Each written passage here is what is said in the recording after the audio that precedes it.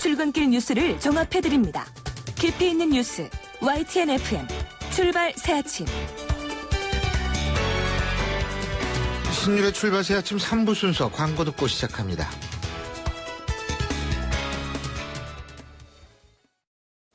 아유, 세 단계 종이 또 걸렸어? 정말 제본 하나 하려다가 미치겠네. 내가 진작 현대오피스로 바꾸라니까. 오늘 다 날 셀 거야. 이제 스트레스 받지 마세요. 사무기기 전문기업 현대오피스가 책임지겠습니다. 사무기기의 올바른 기준. 현대오피스. 자, 따라해보세요. 이카운트 ERP 4만원. 회계관리, 이카운트 ERP 4만원 재고관리, 이카운트 ERP 4만원, 생산관리, 사업 성공 함께해요. 이카운트 카운트 ERP의 모든 기능을 월 4만원에 드립니다. 이카운트 가입비 부가세 별도. 제조업 에너지 비용 부담되시죠? 걱정 마세요. 전기 먹는 하마 에어 컴프레서만 잡으면 고민 해결. 운용 중인 장비에 간단히 설치해 혁신적 에너지 절감 실현. 에어 컴프레서 펌프 에너지 절감 제어 장치 두텍 VSD 플러스. 혁신을 위한 행동 두텍 이노베이션. 좌우가 같네 좌우가 같아 2588 2588 2588 2588 왜 좌우가 같냐고요? 배우 박소연의 하늘 같은 고객님 단언컨대 한번 눌러주세요. 눌러줘요 2588 2588 응답하라 대리운전 2588 2588. 송곳 같은 말, 허무한 말, 우리가 주목해야 될 말을 전해드립니다. 왁자지껄, 말.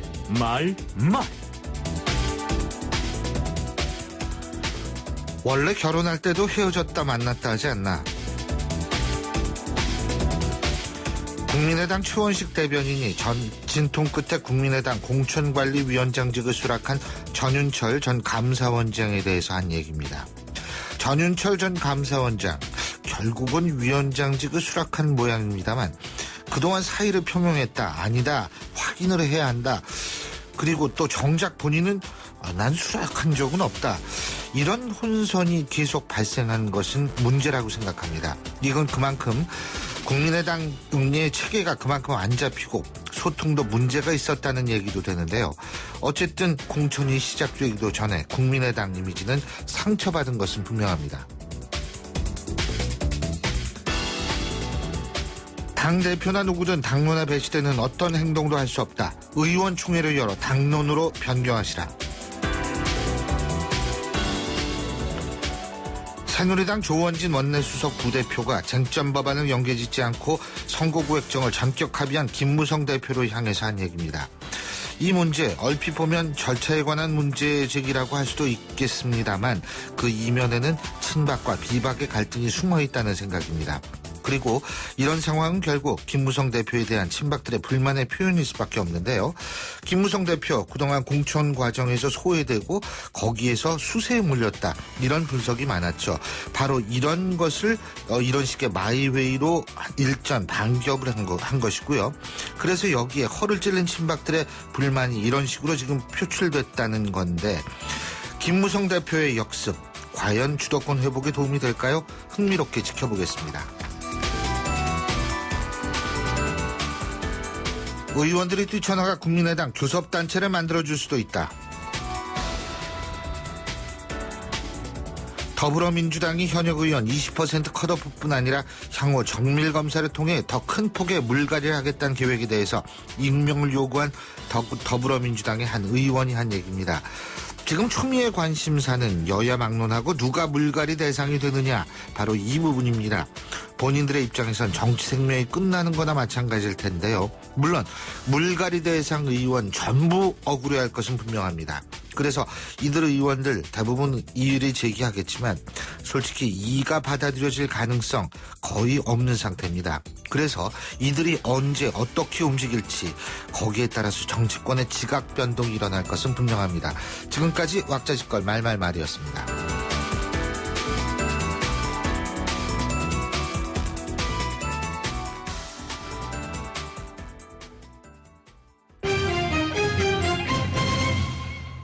경제 뉴스 알아보겠습니다. 최요한 경제평론가 전화 연결합니다. 안녕하십니까?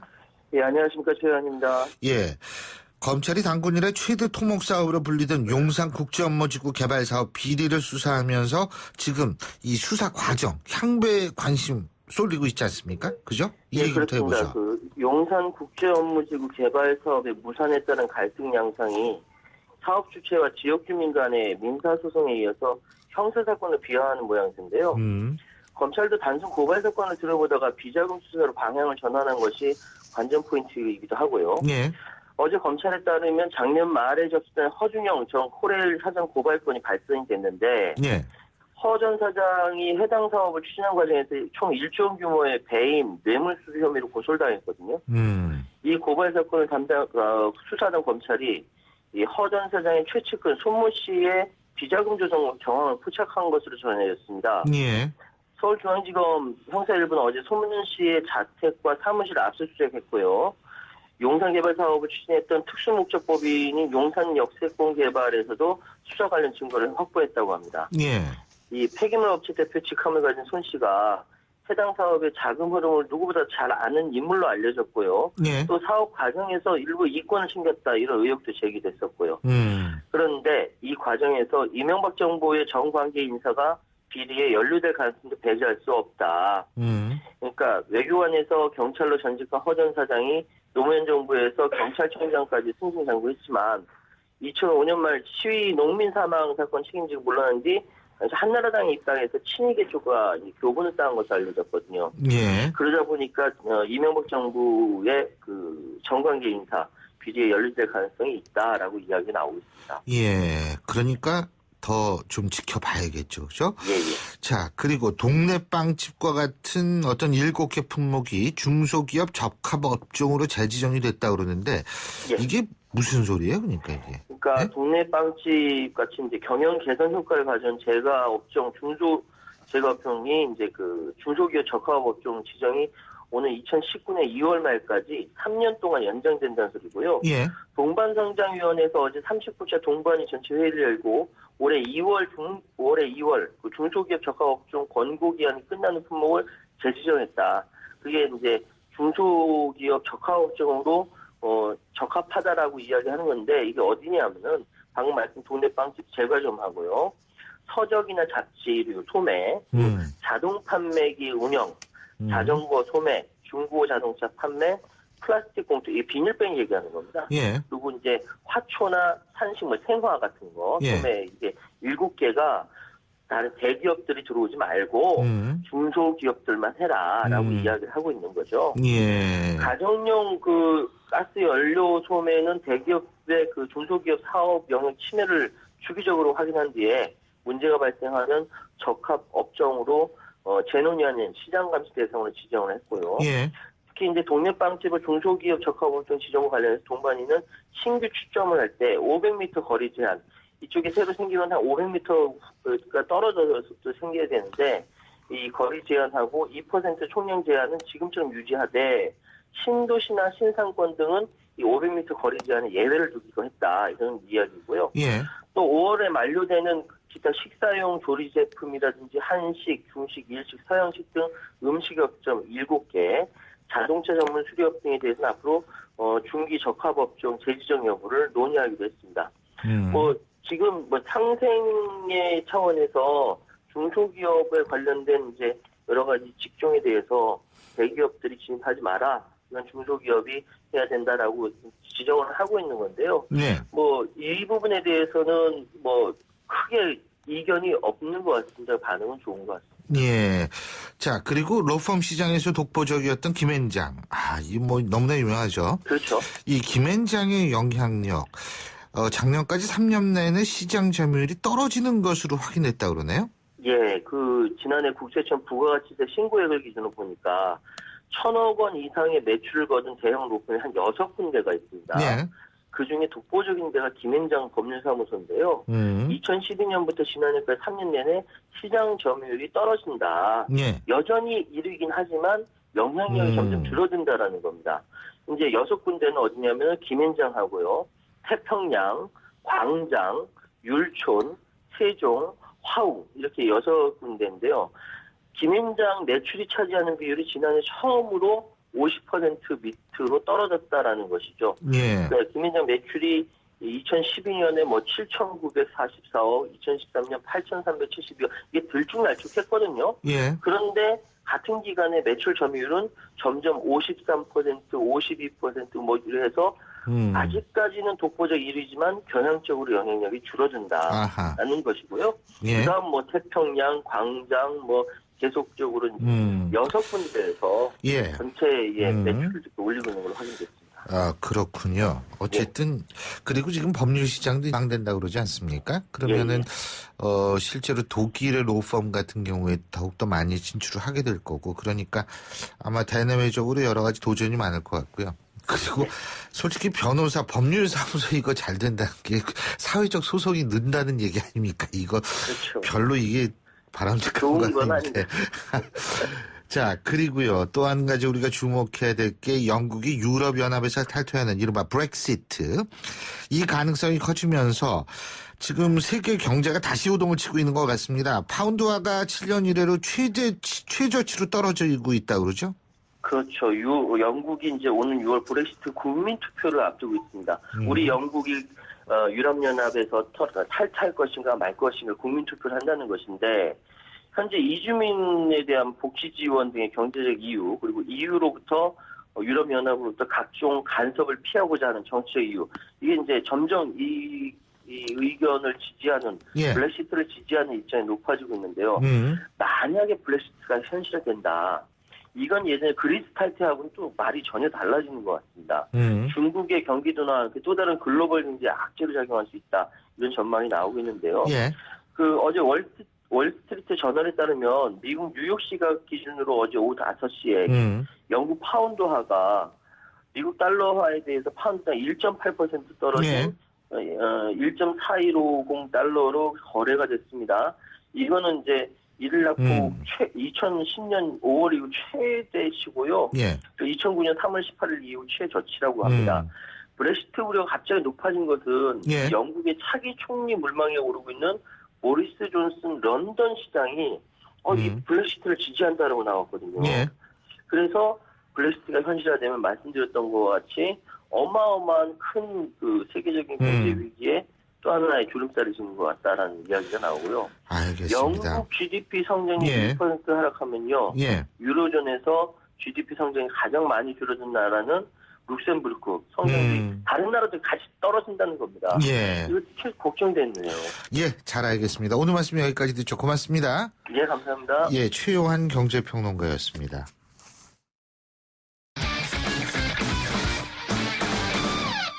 스포츠 소식 알아보겠습니다. 최동훈 스포츠 평론가 연결하죠. 안녕하십니까? 예, 안녕하세요. 예, 아시아 축구 연맹 챔피언스 리그가 어제 막을 올렸는데 전북 현대하고 FC 서울이 조별리그 1차전을 모두 승리했다 그러죠? 예, 이 전북 현대가 이 FC 도쿄를 2대1로 이겼고요. 예. FC 서울은 이 태국의 부리람이라는 팀을 6대0으로 크게 이겼습니다. 이 전북은 이 고무열 선수가 선제골 터뜨렸고 이동국 선수가 결승골을 넣었거든요. 예. 이 전반전에 좀 다소 불안했는데 후반에 조직력이 살아나면서 경기를 지배했고 FC 서울은 이 외국인 선수 이 아드리아노 선수가 무려 4골을 몰아넣으면서 이 태국 챔피언 팀인 부리람을 6대0으로 크게 이겼습니다. 예. 이 아시아 축구연맹 챔피언스 리그 아시아 최고의 프로팀을 뽑는 대회거든요. 예. 아시아 각국을 대표하는 32개 팀이 조별리그를 벌이고요. 여기에서 16강 토너먼트로 우승팀을 가리게 됩니다. 근데 어쨌든 지금 아시아 축구연맹 챔피언스 리그의 관전 포인트 이게 전북 현대 아니겠습니까? 예, 그렇죠. 우승할 수 있느냐 이거죠. 예. 그죠? 예. 왜 우승할 수 있느냐는 의문이 나오게 되면은요, 이 중국이 워낙 이 프로축구팀에 투자를 많이 하고 있잖아요. 맞아요. 네. 최근 몇 년 동안 전북이 번번이 중국 팀에게 이 발목을 잡힌 겁니다.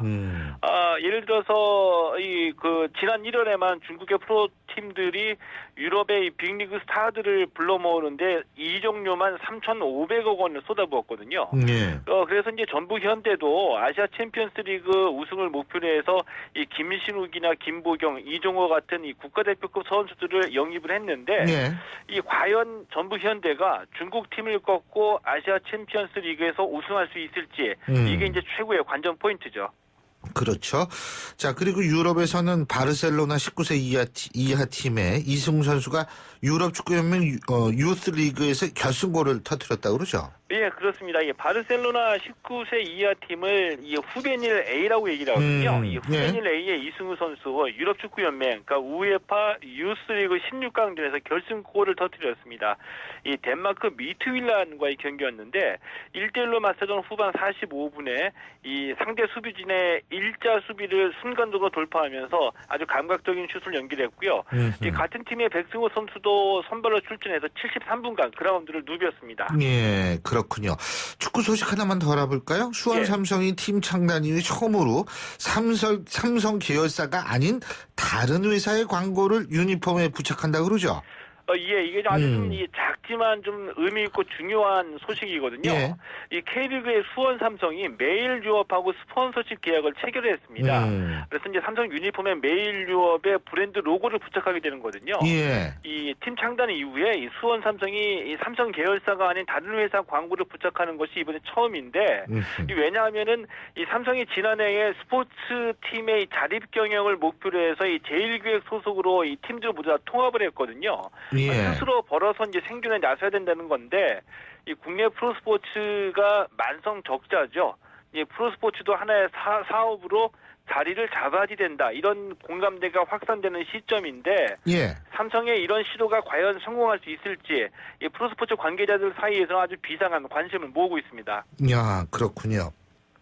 그리고 프로농구는 내일부터 플레이오프에 들어가는데 어제 플레이오프 6강전에 나서는 감독들이 미디어데이를 가졌다. 이 미디어데이라는 게 뭐 기자회견 비슷한 거 아니에요? 예, 그렇습니다. 요즘에 이제 기자회견 대신 미디어데이라는 말을 많이 쓰거든요. 플레이오프 6강전에 내일 막을 올리게 되고요. 이 인삼공사하고 삼성이 6강 1차전을 벌이게 되는데 요즘 감독들은 미디어데이에서 이 팬 서비스를 확실하게 합니다. 그러니까 설전을 많이 벌이거든요. 인삼공사 김승기 감독이 이상민 감독을 염두에 두고 이 선수 시절에는 내가 밀렸지만 6강전에서는 다를 거다. 이상민 감독 기분 나쁠 수도 있겠지만 빨리 끝내겠다. 이렇게 먼저 도발적으로 얘기를 꺼냈고요.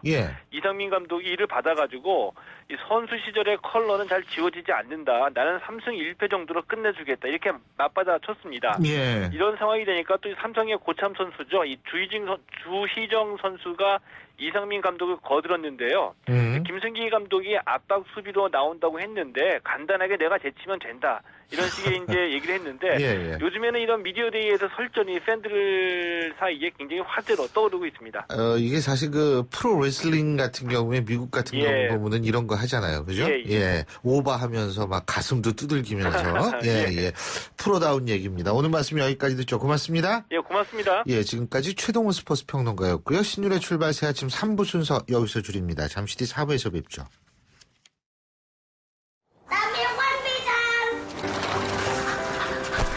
학교를 향해 누아는 페달을 밟는다. 가난이 따라오지 못할 만큼 힘차게.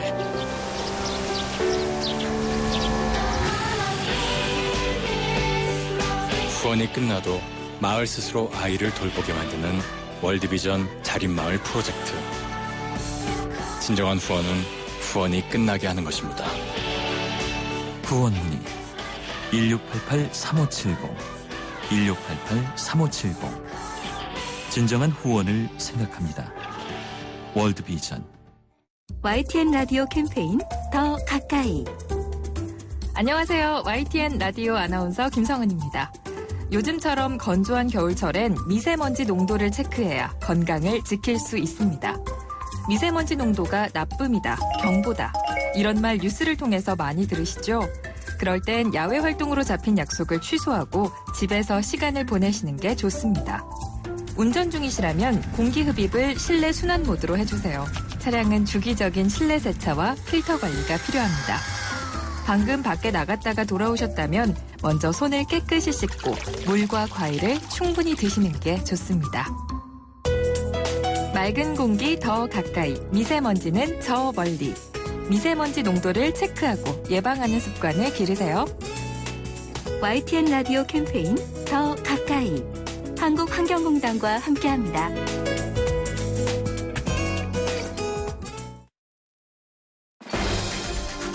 날카로운 분석, 내일을 보는 시선, 신율의 출발 새 아침. 신율의 출발 새 아침 4부 순서 광고부터 들으시죠. 완벽하게 새로워진 렉서스 RX 출시. 여유로운 안정감 속에 거침없는 파워, 넘치는 카리스마 속에 정교한 디테일.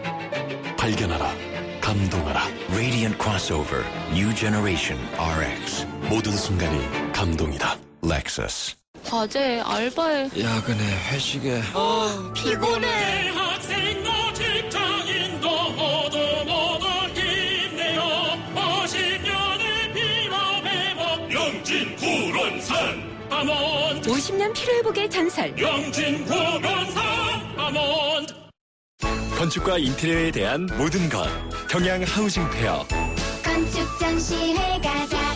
꼭 가야 하는 곳. 건축 전시회 가자. 경향 하우징 페어. 2016년 2월 24일부터 킨텍스 본 행사는 이상 네트워크스가 주최합니다. 경양 하우징 페어. 자산 관리에 세제 혜택까지 이사하라. 다양한 투자 상품을 절세형 맞는 계좌로 이사하라. 증권사와 이사하라. 투자 전문가와 함께라 더욱 든든한 증권사와 이사하라. 금융투자협회 이사. 원금 손실에 유의하세요. 자이, 힐스테이트, 더샵 브랜드 아파트를 하나에. 쇼핑, 문화, 교육을 한 번에. 한강과 호수공원을 한눈에. 킨텍스역 원시티. 단지 앞 GTX 킨텍스역 계획까지. GS건설, 현대건설, 포스코건설이 만드는 2194세대 주거 대지역. 킨텍스역 원시티. 3월 분양 예정. 1644-1331. 형, 이 차가 말이야 냄새 안 나? 근데 역시 남자한테는 차가 있지 않나? 향으로만 덮지 않고 진짜 차 안의 냄새를 없애주니까. 나만 모르는 내 차 냄새엔 데브리즈 차량용. 8시 31분 30초 지나고 있는데요. 자, 지금 교통 상황 알아보겠습니다. 박화영 캐스터. 네, 신율의 출발새 아침 교통정보입니다. 서울 외곽순환고속도로 판교에서 일산 쪽으로 청계터널 부근 3차로에 고장차 있어서 뒤쪽으로 밀리고 있고요. 서울 왕십리교의 서울교 입구 가는 길 도로교통공단과 상왕십리역 사이 2차로에 사고 발생해서 밀립니다. 내부순환로가 성동분기점과 기름램프 사이 양방면 통제 중에 있어서 여파로 우회도로 종암로가 좀 밀리는데요. 종암로 종암사거리에서 사대부고를 지나 고려대학교 쪽으로 더디게 통과하고 있고요. 동서문로도 기름교에서 성신여대 쪽으로 밀립니다. 내부순환로는 홍은램프에서 연희램프 사이 성산동 방향으로도 차 간격이 좁힙니다. 끝으로 강남권 언주로는 내곡나들목에서 구룡터널, 영동 3교를 중심으로 밀리고요. 반대쪽으로도 도산공원 지나는데 정체되고 있습니다. 신율의 출발새 아침 교통정보였습니다. 신율의 출발새 아침 오늘 순서 시작합니다. 오늘 아침 당신이 듣고 싶은 뉴스 94.5MHz YTN 뉴스 FM 신율의 출발 새아침.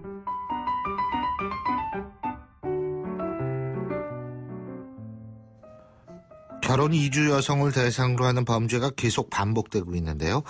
이번에는 시아버지가 며느리를 성폭행한 정말 입에 담기도 싫은 끔찍한 사건입니다. 그런데요, 한 가지 더 눈여겨볼 것이 그동안 출산 사실 미고지를 혼인 사유로 여겼던, 이혼 사유로 여겼던 대법원이 이번 사건에서는 예외로 인정한 건데요. 자, 사건을 직접 맡았던 공익인권법재단 공감의 소라미 변호사 전화 연결해서 자세한 얘기 들어보죠. 소 변호사님 나와 계시죠? 네, 안녕하세요. 예. 저는 뭐 사실 이거 입에 담기도 싫은데 일단 뭐 사건에 대해서 간단하게 설명 좀 해주실까요? 네네.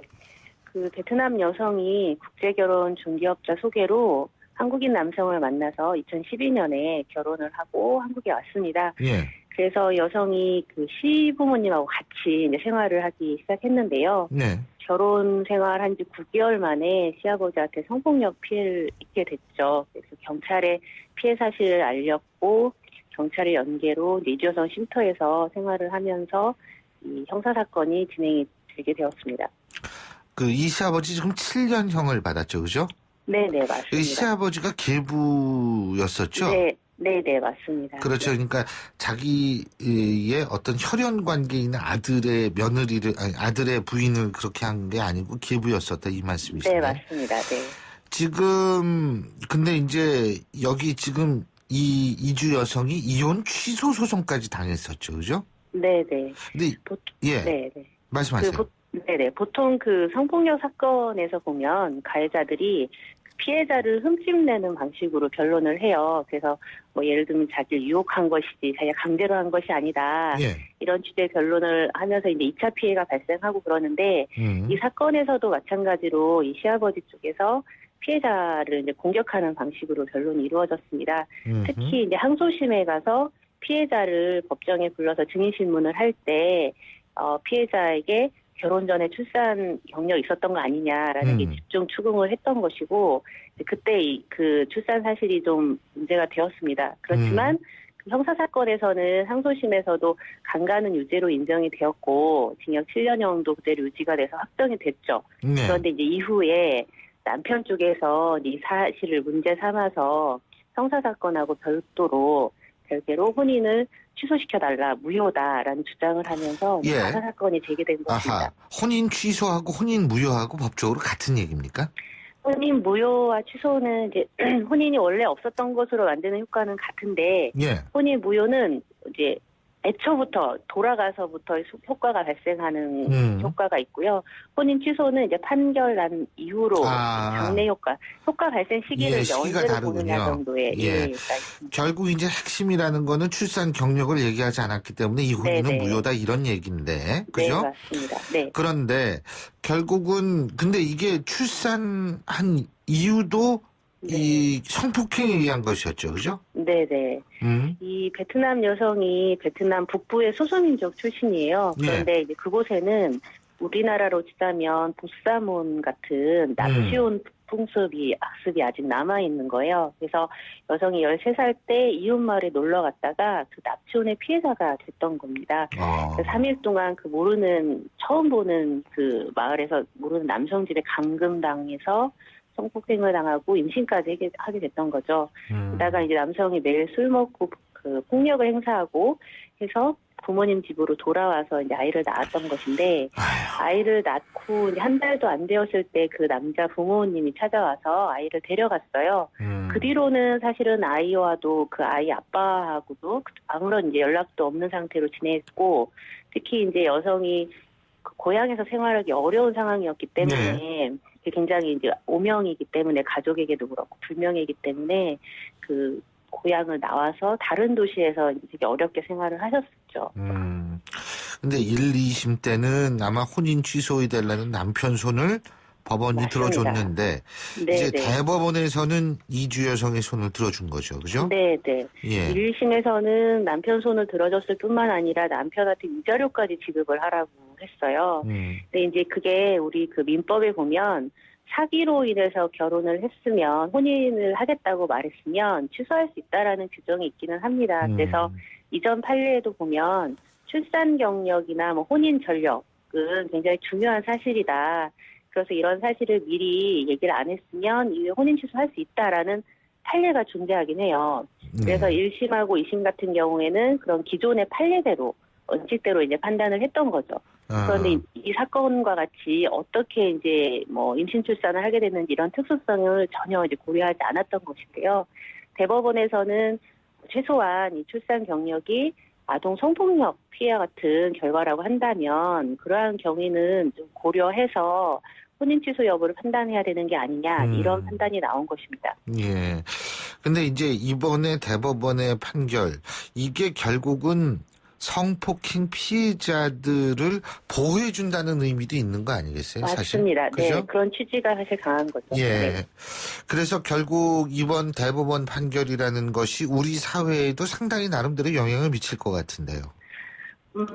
성폭력 피해자가 이게 발생할 수 있는 이후 사회생활이나 뭐 혼인 생활이나 가족 생활에 미칠 수 있는 영향을 이제 고려한 부분이 있고요. 그런 부분에서는 성폭력 피해자에 대한 좀 인권 보호나 이런 게 더 이루어질 수 있다라고 기대를 하고요.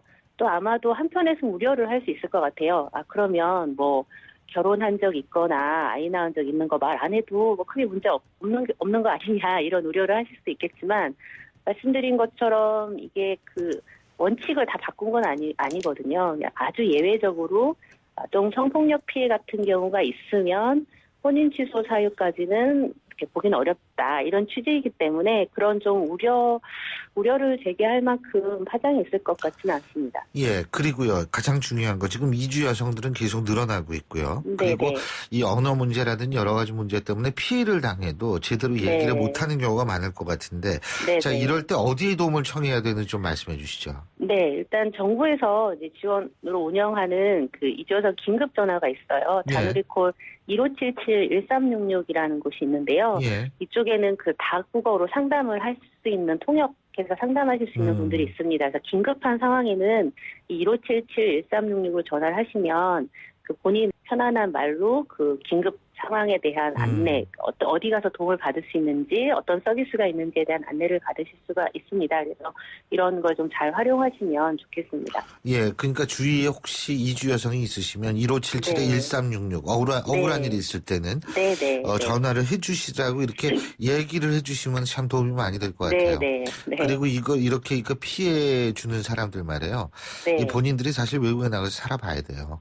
이게 말이 통해도 외국에 살긴 힘들거든요. 맞아요. 이게 10년 동안 저도 이제 유학생활 10년 동안 외국에서 산 경험이 있는데 그게 쉽지가 않습니다. 그러니까 이분들이 얼마나 힘든지는 알 텐데 어쨌든 그리고 중요한 거는 또 이주 여성들이 억울한 피해를 당하지 않도록 하려면 뭐가 필요한지 어떻게 좀 해야 되는지 그것도 끝으로 말씀해 주시죠. 네, 이 사건도 그렇고 뭐 개부라고는 하지만 어쨌든 가족 구성원에 의한 성폭력 피해이고 또 제가 직접 지원한 사건에서도 보면 그 국제 결혼을 알선해준 중개업자가 한국인 중개업자가 자신의 의뢰인인 이주 여성을 성폭력 피해를 가한 경우도 있었고 또 고용한 농장주가 캄보디아 여성을 성폭행한 사건들도 있었습니다. 이런 사건에서 이런 생각을 해봤어요. 이 여성들이 그 외국인 여성이 아니라 한국인 여성이었더라도 똑같은 상황이 일어났을까. 아마 뭐 한국인 여성들도 많은 피해를 입긴 하지만 그래도 조금 덜하지 않았을까 이런 생각을 했어요. 그러니까 외국인 여성한테는 그래도 된다라고 사실 생각하는 부분이 더 있는 거죠. 이게 바로 사실 우리 안에 편견과 차별이라고 맞습니다. 생각을 하고요. 아주 근본적으로 사실 그러면서도 시급하게 바뀌어야 될 게 우리 안에 있는 그런 어떤 편견, 차별적인 시선이 아닐까 생각합니다. 소 변호사님 편견이라고 그랬는데요. 사실 그게 인종차별, 인종주의거든요. 맞습니다. 우리 사회에서 그 민족주의의 두 얼굴이 있습니다. 그러니까 우리뿐만이 아니라 모든 민족주의는 두 얼굴이 있는데 우리 민족주의 항상 좋다라고 생각을 하지만 사실 민족주의가 세계 역사에서 얼마나 많은 문제를 일으킨 적이 많습니까? 파시즘이라든지 이런 것들인데 우리 민족주의 강합니다. 근데 그게 좀 나쁘게 나가면 바로 인종차별, 인종주의로 나가거든요. 근데 우리 사회에서 사실 그런 게 많은 건 사실이고요. 사람을 사람으로 보지 않고 사람을 인종과 피부 색깔로 바라보는 이런 것들 이거 좀 어렸을 때부터 교육으로 고쳐야 되는데 우리 사회에서 아직까지 그런데 그렇게 큰 관심이 없는 것 같아서 안타깝습니다. 네, 맞습니다. 오늘 말씀 여기까지 듣죠. 고맙습니다. 네, 감사합니다. 지금까지 공익인권법재단 공감의 소라미 변호사였습니다.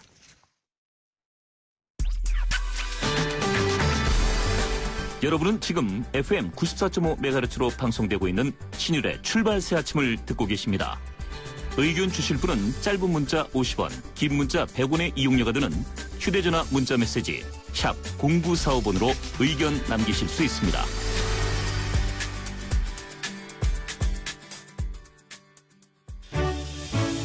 역사의 시선으로 뉴스를 읽어봅니다. 히스토리 뉴스.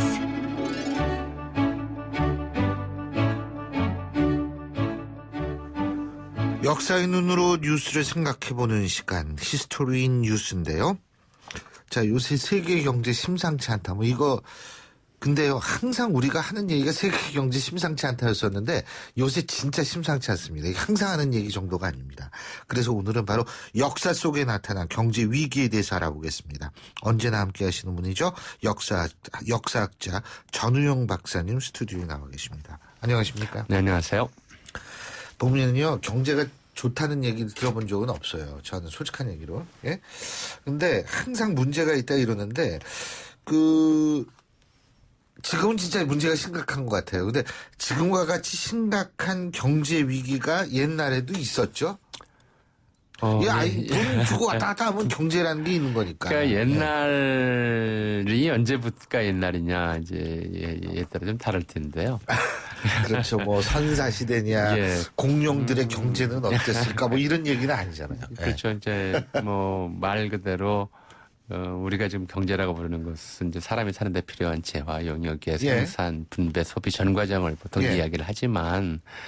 화폐가 그렇게 이제 이런 경제에서 미치는 작용이 적었던 시대에는 이런 식의 화폐와 관련된 위기는 뭐 기본적으로는 없었다고 보면 되는 거고요.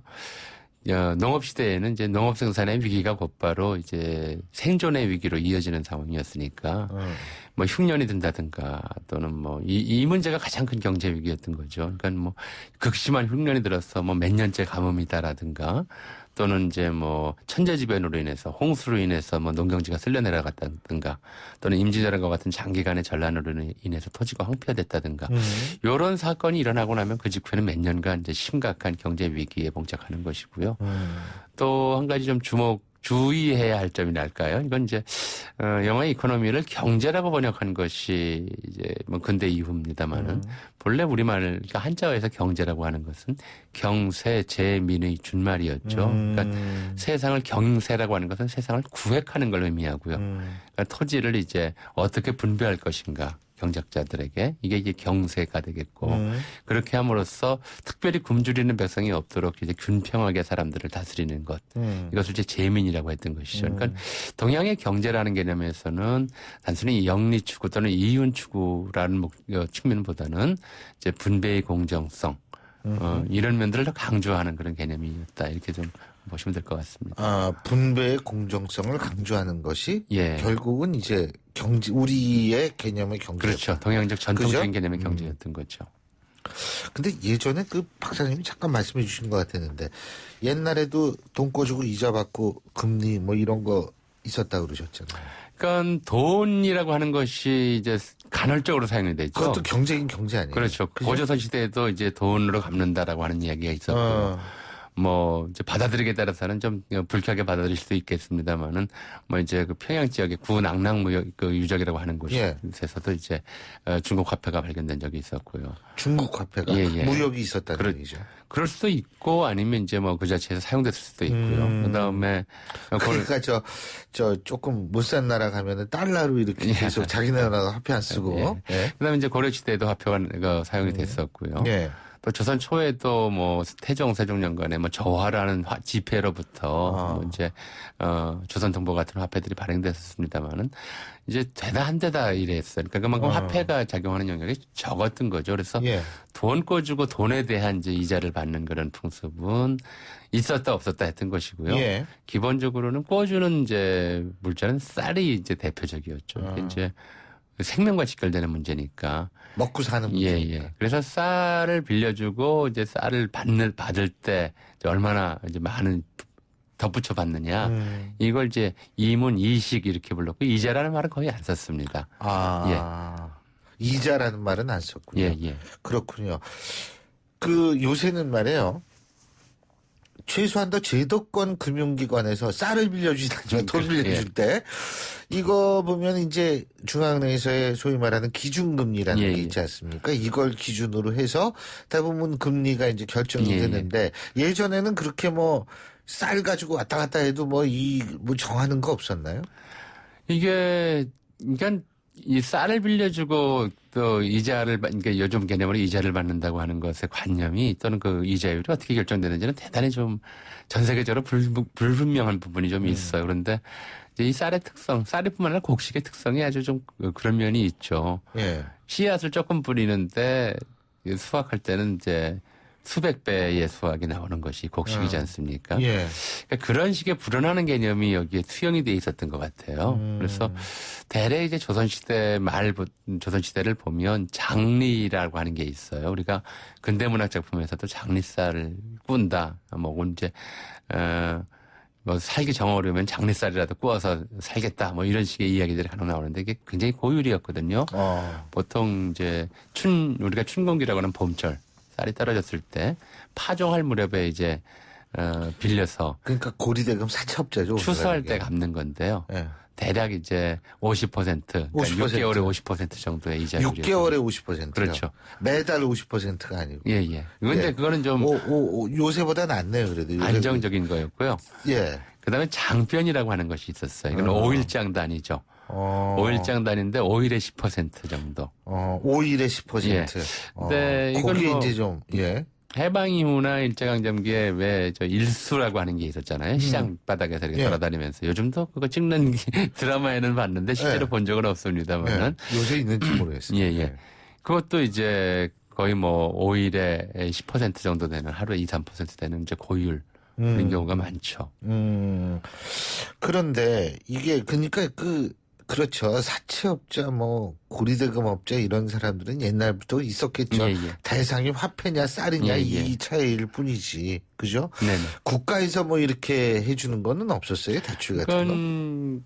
이제 고구려 시대부터 있었죠. 고구려 시대부터. 기본적으로 쌀이라고 하는 것이 일종의 이제 요즘으로 치면은 생활 자금이라기보다는 생활 물자였잖아요. 이게 떨어지면 굶어 죽을 수밖에 없는 것이고요. 굶어 죽게 놔두는 것은 결국 이제 노동력 손실로 이어져서 국가 자체의 위기로 이어지기 때문에 이제 빈민 구제라고 하는 측면에서 국가에서 쌀을 빌려주는 제도가 고구려부터 발전을 해서 진대법이라든가 또는 의창이라든가 상평창이라든가 이제 이런 기관들로 조선시대까지 이어져 내려왔었는데, 근데 이것도 일종의 이제 조선 말기로 가면 국가가 운영하는 고리대금업처럼 돼버리죠.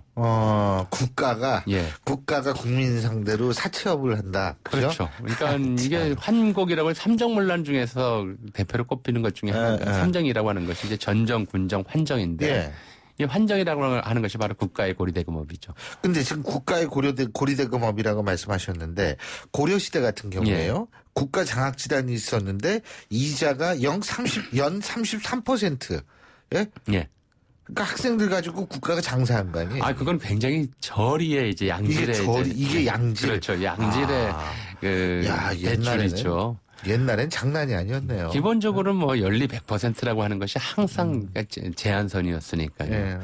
또 그럴 수밖에 없었던 것이 일단 경제 자체가 지금처럼 하나의 이제 좀 인위적 작용에 의해서 자주 작동하는 것이라기보다는 이제 천문기상에 크게 좌우될 수밖에 없었고요. 또 떼이는 돈, 떼고 싶어서 떼이는 것이 아니라 떼일 수밖에 없는 돈들이 많았어요. 그때도 그러면 떼인 돈 받아들입니다. 이런 거 이렇게 사방에 벽에 붙이고 있었나? 그렇진 않았고요. 그렇진 않고요. 관행 자체가 그렇습니다. 왜냐하면 일단 워낙 불안정한 좀 환경이었기 때문에 채무자가 사망하는 경우들이 워낙 이제 사망률이 높다 보니까 사망하는 경우들이 굉장히 많고. 그리고 이제 평균 수명도 낮고. 그렇죠. 당연히 그런 문제들이 있고 하다 보니까 이제 그런 면이 하나 있었고요. 또 하나는 관행적으로 우리가 묵은빚이라는 말을 써요. 그 말 혹시 무슨 뜻인지 아십니까? 묵은빚이요? 묵은빚 갚는다 이런 말이 있지 않습니까? 묵은빚? 글쎄요. 오래된 빚, 뭡니까? 묵은빚이라고 하는 것은 해를 넘긴 빚을 묵은빚이라고 합니다. 해를 넘긴 거. 근데 관례상 해를 넘기면 탕감해 주는 것이 또 관례였어요. 우리나라가. 그래서 그러니까 어떻게든 그에 갈 때까지만 피해 다니면은 해 넘으면 탕감해 줘. 그렇게 되긴 하는데 이제 그렇게 빚을 넘겨서 갚지 못하면 신용을 잃어서 다음부터는 또 빚을 꿀 수가 없게 됩니다. 그렇게 되면 이제 그건 더 이상 살 수가 없는 일이 되는 것이죠. 또 본인뿐만 아니라 자식에게까지 영향을 미치기 때문에 1902년이 더 엄청난 흉작이었어요. 그래서 이제 그 무렵에 빚못 갚는 사람들이 많았는데 외국인들의 기록이나 국내 기록을 보면 서울 시내에 자살한 사람들의 시체가 넘쳤다라고. 아이고, 저런. 무슨 얘기냐면 빚을 못 갚으면 채권자 집 앞에 가서 자살을 합니다. 내가 내 목숨을 버리면서 미안함을 표시합니다. 내 자손들에게까지는 이 죄를 묻지 말아 주십시오. 이런 정도죠. 그러니까 그때도 빚이 결국은 그러면은 상속되는 측면도 있었던 거예요. 당연하죠. 근데 그런 측면도 있는데 그렇게 이런 채권 채무 관계라고 하는 것이 요즘처럼 이제 무슨 확실하게 이제 법적 보장을 받는다거나 이런 건 아니었기 때문에 관행이나 신용도에 의해서 좌우가 됐던 것이고요. 그런 면에서 이제 장사꾼 자식은 또 장사꾼을 하게 되어 있었으니까 이 묵은 빚을 못 갚고 이제 도망 다녔다 그러면 이제 그 바닥에서 떠나는 거다. 완전히 생업을 잃는 거다라는 거였기 때문에 무게가 훨씬 심했죠. 그래서 그 빚의 무게가 심했고 또 그걸 갚으려는 의지도 지금 사람들도 훨씬 강했습니다. 그러니까 돈 떼먹고 도망간다 이런 거는 쉽게 말하면 야반도주의 사내 공동체에서 완전히 이탈돼서 더 이상 살 수 없는 지경이 된다라는 것과 마찬가지였기 때문에 빚을 갚으려고 그만큼 이제 열과성을 다했던 것은 또 생각해 봐야 될 측면이라 하겠습니다. 아, 그렇군요. 전 근데 있잖아요. 진짜 예. 아니 학생한테 돈 빌려주고 33% 국가 받는다 그래가지고 야 이건 진짜 좀 아니지 않냐. 100%가 일반적인 지금 요즘 말하는 이제 학자금 대출 제도 이거 절이잖아요. 예, 그렇죠. 네. 그 비율로 따지면은 고려 시대가 더 절이었던 거죠. 아니 근데 뭐 학자금 대출이 지금은 사실은 이제 지금 대학 줄일 수밖에 없거든요. 예. 근데 그거를 좀 유도하는 방식으로도 쓰이죠. 왜냐면 학자금 대출 안 해주는 대학도 있거든요. 그래서 이제 유도하는 그런 것도 것으로도 쓰이는데. 어쨌든 그러면 지금 우리가 이자 얘기만 했는데 이 뭐 여러 가지 경제 위기가 오면 힘들게 되면 이걸 어떻게 극복을 했습니까 옛날에? 그 경제 위기는 이제 바로 이제 사회 혼란, 체제 위기 이런 그렇죠. 걸로 이어지지 않습니까? 언제나 이제 그 옛날에도 이제 그런 면들이 있었고요. 그러니까 결국 뭐 여러 가지 측면들의 폐단들이 나타나지만 폐해들이 나타나지만 당장 급한 건 못 사는 사람들이 더 못 살게 됩니다. 항상 그렇죠. 피해자는 이렇게 되고 이런 사람들이 이제 그럼 이제 죽느니 무슨 좀 뭐라도 해보자고 해서 이제 항상 범죄가 늘어나고 또 뭐 이렇게 반란의 이제 풍조가 나타나고 이런 거였거든요. 그래서 그거를 해소하기 위한 방법은 항상 그런 거였어요. 그러니까 가장 어려운 사람들을 먼저 이제 배려할 수밖에 없는 것이 첫 번째였던 것이고 이제 이게 구휼이라고 하는 것이고 두 번째로는 지배층 스스로가 근검절약해서 모범을 보인다고 하는 것인데 이게 안 되면 이제 항상 문제가 폭발했던 거죠. 그러니까 경제 위기 자체가 사회를 좀 파멸로 몰아갔던 것이 아니라 경제 위기에 대한 대처 과정에서 이런 뭐 불공정성이 두드러질 때 그때 이제 사회가 항상 문제가 나타났던 거죠. 예. 어쨌든 참 경제 위기에 대해서 오늘 생각해 봤는데 항상 이런 문제는 우리랑 같이 다니는 것 같아요. 오늘 말씀 여기까지 듣겠습니다. 고맙습니다. 예, 지금까지 역사학자 전우용 박사님과 함께했고요. 신율의 출발새 아침 오늘 순서는 여기서 모두 줄이겠습니다. 오늘 날씨 무척 춥죠. 하지만 마음만은 따뜻한 하루 보내시길 바라겠고요. 전 내일 아침 7시 15분에 다시 오겠습니다. 신율이었습니다. 고맙습니다.